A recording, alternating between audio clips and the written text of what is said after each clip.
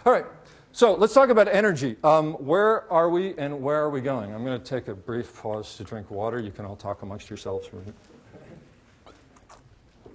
Thank you.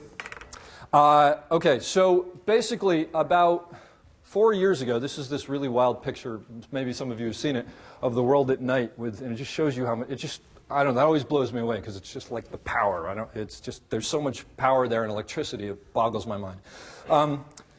About 3 years ago, I was really lucky enough to hear Dr. Nathan Lewis, who's a professor at Caltech, talk about a study that they undertook. I think they undertook it in 1999, but it was about the amount of energy that the entire planet used in 1998, which is just kind of an astonishing thing. But basically, what he said was, in order to sort of start talking about where we're going and where we have to figure out where we are, and if we're going to talk about where we are, we have to have something that we can all discuss because it's just sort of out there and whatever.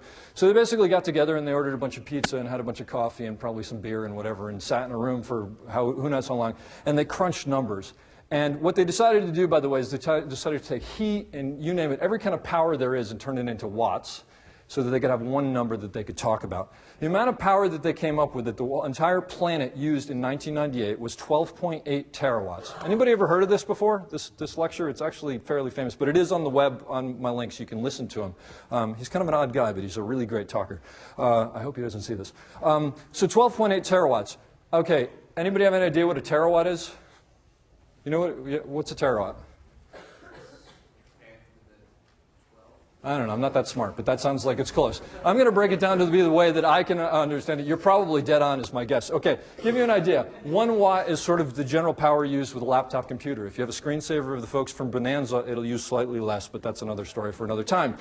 1 kilowatt, which is the next 10 up, is 1,000 watts or 1,000 laptops. That's about how much it takes to use the Hello Kitty toaster oven here.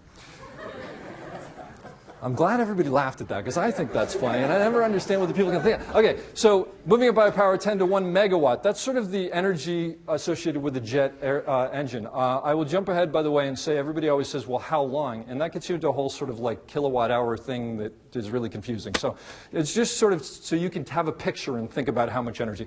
1,000 kilowatts or 1,000 Hello Kitty toaster ovens. If you ever get on a 747 and there are 1,000 Hello Kitty toaster ovens under the wing, know that there will be enough power there, but you're not going anywhere very quickly and you might want to talk to someone somewhere. I thought that was funny too, but anyway. 1 gigawatt is how much energy we associate with a nuclear power plant. A gigawatt is 1,000 megawatts or 1,000 jet engines, okay? And a terawatt is 1,000 gigawatts or 1,000 nuclear power plants. So in the year 1998, we as a society, we as a planet, used 12.8 terawatts of power. That's 12,800 nuclear power plants worth of power. Does anybody want to guess at how many nuclear power plants there were in the world in 1998? 1,400. A little bit less. That's right. The person in the back, 440 nuclear power plants in the world. Were you just going to say 440? Was someone over here going to say it? Man, I cut him off. All right, whatever, sorry. So 440 nuclear power plants in the world. Now, just to take it aside here, I'm not promoting nuclear power right now. I'm not necessarily putting it down either. I'm just saying that when we look at this smokestack, we can think of a lot of power. You don't want to go up and put your tongue on the 2 leads coming out of the side of that plant, if that's how they do it, because there's a lot of power there. So you sort of go, okay, this is a lot of power. If I was to tell you how many solar panels that was, we'd be here tomorrow morning having coffee while I was still saying the numbers, okay?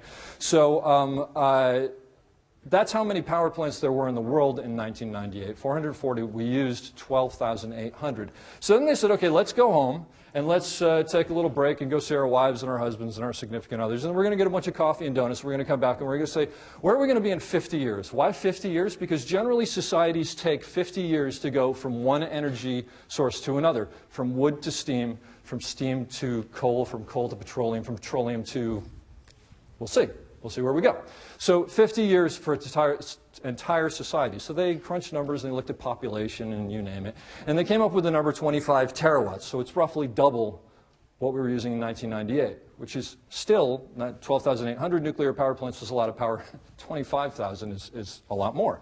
So it's roughly 2 times what we used in 1998. Studies, by the way, suggest that we are already on track to way surpass this number.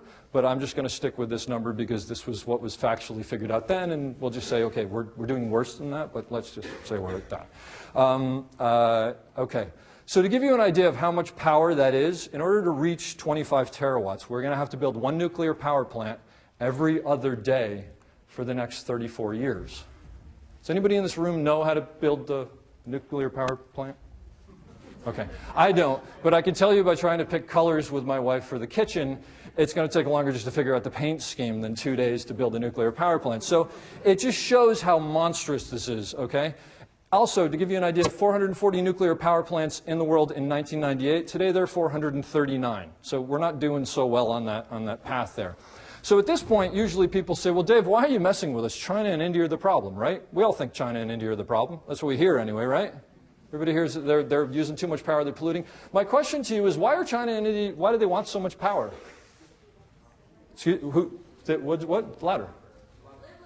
To live like us. They want to be like Americans. They want a TV in every room. They want 2 cars in the garage. They want whatever we have. I don't know. I probably don't live the normal life. So whatever normal Americans have, they want it. So the thing is, if they're using too much power and polluting too much because of the power they're using because they want to be like us, is it their problem or is it our problem?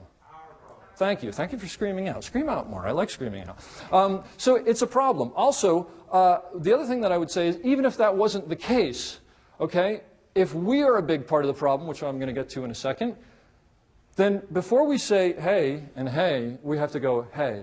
And we have to clean up our acts before we can ask someone else to clean up their act. Just to give you an idea on that level, in 1998, the U.S. consumed 3.3 terawatts of power. So you had the U.S. using 26% of the power of the world, and everybody else using the remaining 74% of the power in the world. Doesn't really seem like an even distribution, does it? Okay, that's why India and China are a problem, because they want to be the quarter of the pie. Okay? To give you another indication of how bad the way we're living is, we also created more greenhouse gases in 1998 than all of the other countries of the world combined except for Australia. Okay? So we're basically using way too much, and we're therefore destroying way too much. We are living massively unsustainable lives. So the problem with this power is we simply can't reach that amount of power. We're already stretching the grid thin. We've got problems with the environment. It's unacceptable. What we're doing to the climate and the planet are already out of control. So to say we're going to do worse than that, come on, we can't do that. And bottom line, it's unsustainable. 7 generations from now, no chance. Okay? So we got to do something, and we got to start doing it now, and it's going to take us changing the way that we think. It's going to take a massive shift in critical thinking from us.